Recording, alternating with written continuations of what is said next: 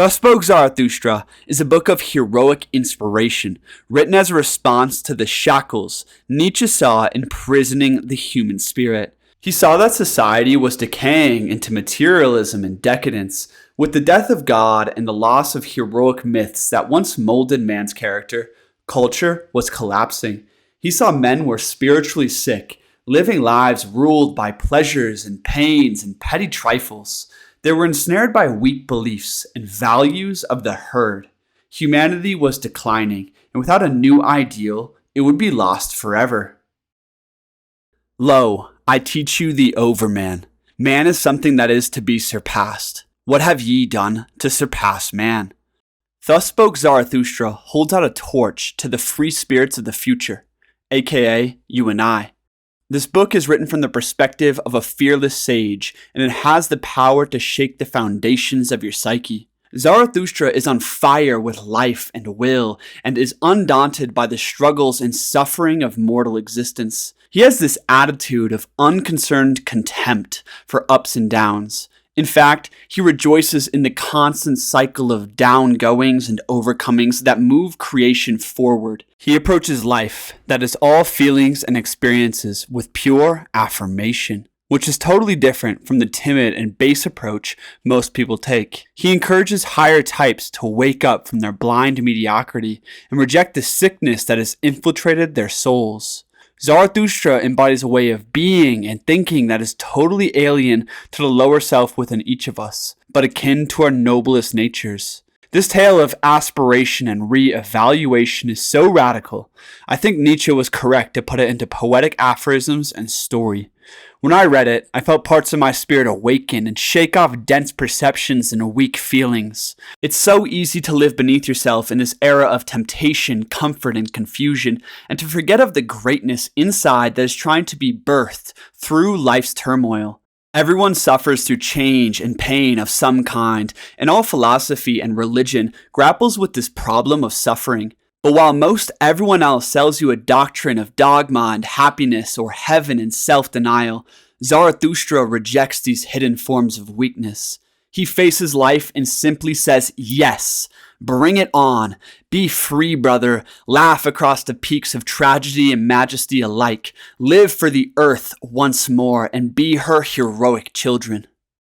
Lo, I am a herald of the lightning and a heavy drop out of the cloud. The lightning, however, is the Ubermensch. Thus spoke Zarathustra. In the absence of religious faith and ancient virtue, Zarathustra proclaimed a new aim and source of transcendental meaning, the Ubermensch or Overman. This is the symbol of man at his highest vitality and potential. The Ubermensch is the central idea of Zarathustra that can give you the power and meaning required to face great ordeals and become who you are meant to be. But if you make yourself more than just a man, if you devote yourself to an ideal, and if they can't stop you, then you become something else entirely. Which is? Legend, Mr. Wayne. Part 1. The Ubermensch, a philosophy of becoming. The whole Zarathustra book is pointing to the psychology of the Ubermensch, but what exactly is this Ubermensch, or Overman as some like to call it? It is the higher image of man, his most evolved form. We could give it human qualities like self-determination, creativity, strength, flexibility, self-mastery, self-confidence, cheerfulness, and courage. But to Nietzsche, the Ubermensch was more akin to a god, a deity, than to a man. It was an impossibly high symbol of what man could be if he embarked on the constant path of becoming. Now, this is not supposed to encourage some messianic complex. To Nietzsche, the Ubermensch has never existed and never truly will. It was not so much a man as an ideal of perfection to shoot towards, and through aspiring, the spirit within man was lifted upwards toward what he could be. Quote, man is a rope tied between beast and Ubermensch, a rope over an abyss. What is great in man is that he is a bridge and not an end. What can be loved in man is that he is an overgoing and a downgoing. You see, Nietzsche believed in the philosophy of becoming, not of being. Man is a bridge, not an end. Everything is in flux, is in change. Who you are now is not the same man you were yesterday, let alone a year ago. You can never step in the same river twice, the old saying of Heraclitus goes. The heroic ones guide this ever-present change upward and onward. No man can be the Ubermensch, but he can become the Ubermensch, in as far as it is a motion, and that motion is the meaning of life. And life itself confided this secret unto me. Behold, it said, I am that which must always overcome itself. Nietzsche. Zarathustra preached the Ubermensch to help correct man's aim, to affirm the earth, and to remind us of what we could be. He saw the state of becoming as the highest state of joy and meaning in the universe, and you can verify this philosophy in your own life. I'm sure your happiest days this past week, this past month or year are those that you make progress, that you break through a previous limitation. In fact, conquering resistance, overcoming fear, and pushing your edge in some way, whether that's creatively, in relationships, at the gym, in your personal life, that brings the highest state of exaltation and liberation. And Nietzsche's ideal of the Ubermensch is supposed to inspire such deeds. I've been writing about the path of becoming and the way of the warrior for over 2 years now. If you're interested in the heroic ideal and Nietzsche's philosophy of self-overcoming and radical personal change, I encourage you to get my new book, The Psychology of Slaying Dragons, which just came out on Amazon. Thank you for the support. Part 2. Aspiration. When all life is change, where you aim is supremely important, perhaps most important. Aspiration has the power to lift you up through struggle, while the lack thereof sends you into a downward spiral. The Ubermensch is heavily associated with arrows of longing, which is a popular phrase in Thus Spoke Zarathustra. The Ubermensch is a symbol to aspire to, and aspiration to Nietzsche was a spiritual force of evolution. We should seek to live aspirational lives.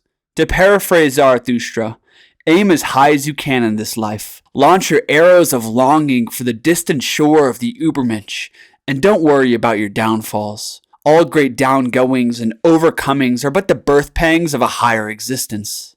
Zarathustra preached this message after becoming overfull and weary of his own wisdom. He descended from the mountains and came into a town and spoke to the people of the Ubermensch, but they wouldn't listen. They scorned him. So instead, he warned of the counter-ideal, that of the last man, the de-evolution that occurs when man no longer aspires beyond himself.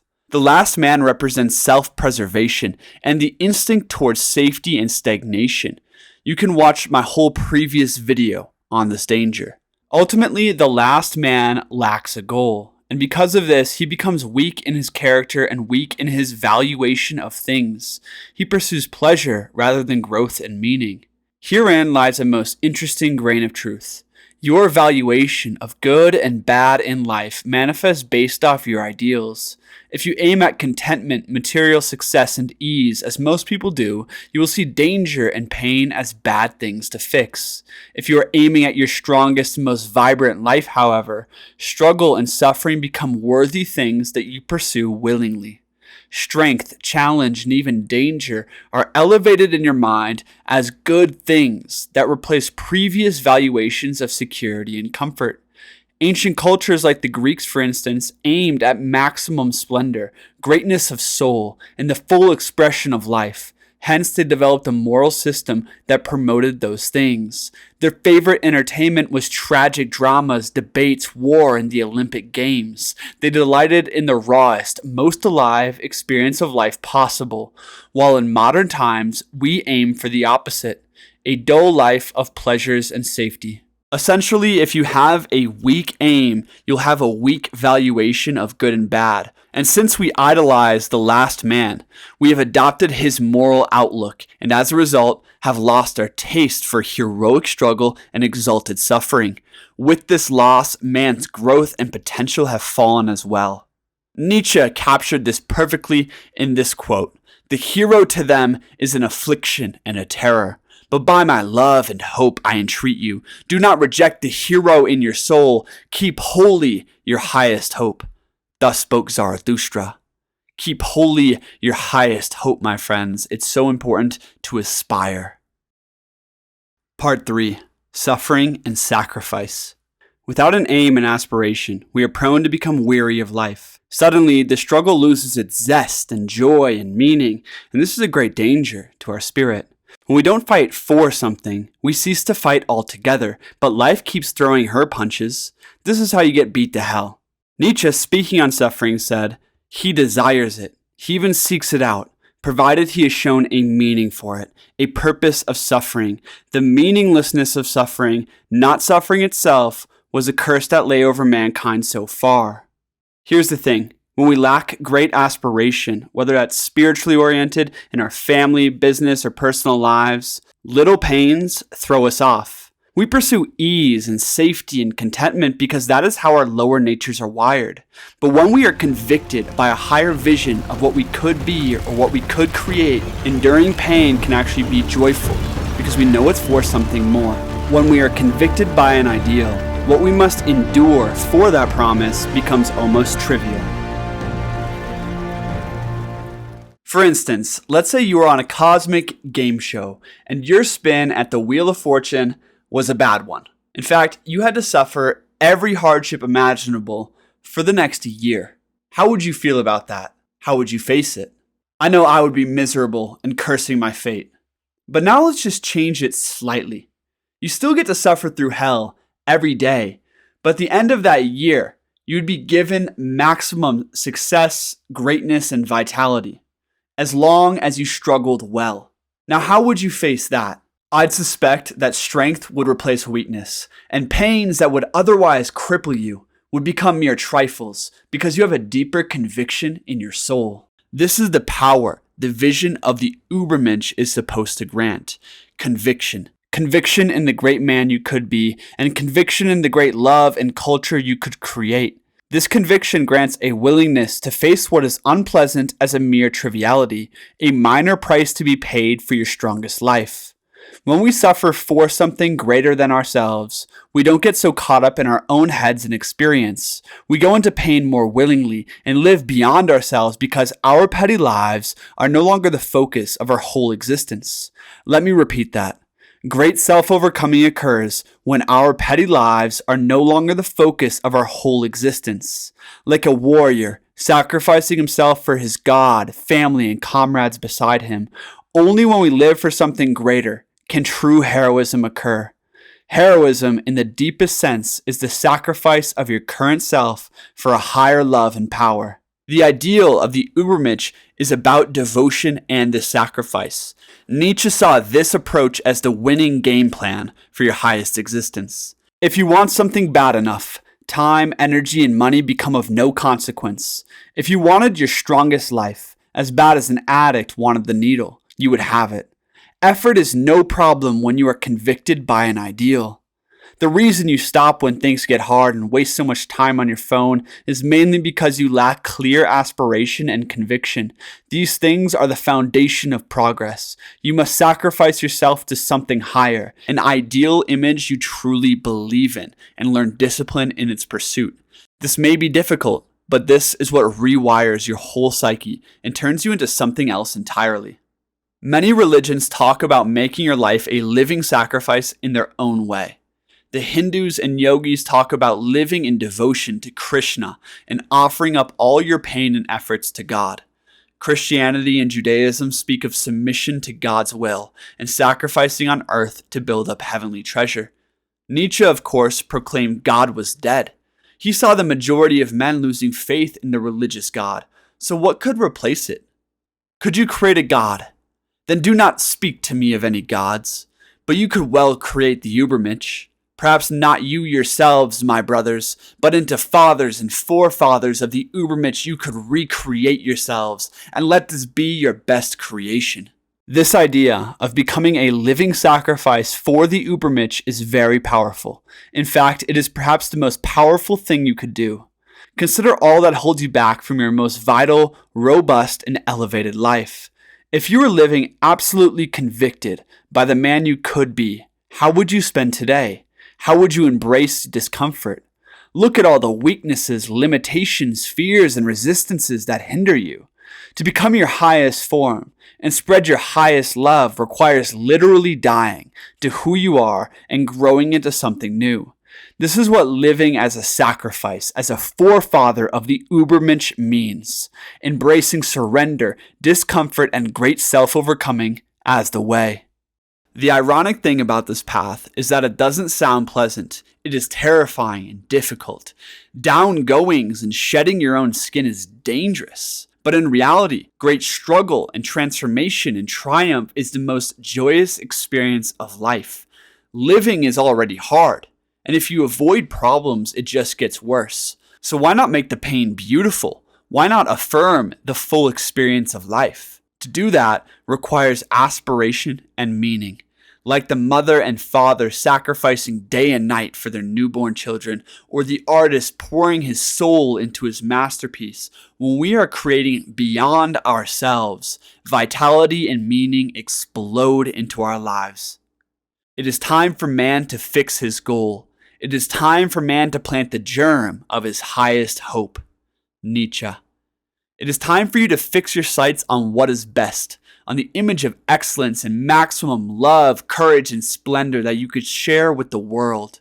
In order for man to shed his weakness and become something more, Nietzsche believed he must strive beyond himself and dedicate his life to something higher, perhaps the Ubermensch. Zarathustra spoke to the higher types, the free spirits of the future. He spoke to you. O blessed hour of the lightning, running fires will I make of them, and heralds with flaming tongues. It's time to become the forerunner of the Ubermensch, the herald of your strongest life, and claim your victory. If you're ready to make your life a living sacrifice and live into your greatest version, you need mentors and allies pushing you along the way. Don't let your inspiration die again with this video. The Warriors Initiation is now open, where you get to find your tribe and systematically grow into your most badass life. Link in the description to apply for a free discovery call with me. I'll see you over there. And if not, I'll see you at the next Nietzsche video. This is Wisdom Warriors. I'm Christian. Have an inspired kind of day. Peace.